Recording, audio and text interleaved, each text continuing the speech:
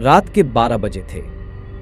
नीलम का छोटा बेटा रोहन अपने नए खिलौने के साथ खेलते खेलते सो गया था। यह खिलौना उसे उसके जन्मदिन पर मिला था, एक पुरानी पर बहुत सुंदर गुड़िया। लेकिन इस गुड़िया के साथ कुछ तो अजीब था।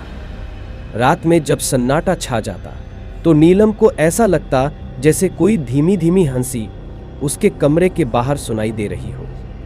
अगली रात उसने महसूस किया कि रोहन के कमरे में कुछ हलचल हो रही है। जब वह अंदर गई तो देखा कि गुड़िया एक कोने में बैठी थी और रोहन गहरी नींद में था।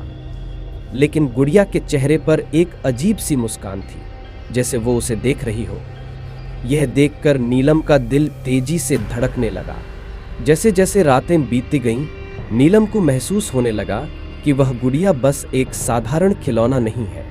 वह खुद को कभी दरवाजे के पास, कभी खिड़की के पास और कभी रोहन के बिस्तर के पास पाती। एक दिन जब नीलम ने गुड़िया को उठाया तो उसे महसूस हुआ कि गुड़िया की आंखें उसकी आंखों में सीधे देख रही हैं।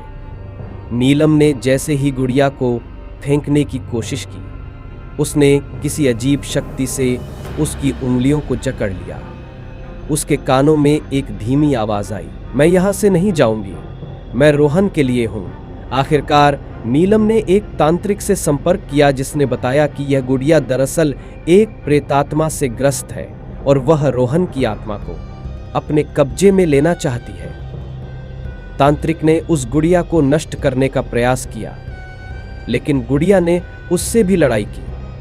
काफी मशक्कत के बाद तांत्रिक ने गुड़िया को जला दिया और तब जाकर नीलम और रोहन की जिंदगी में शांति लौटी।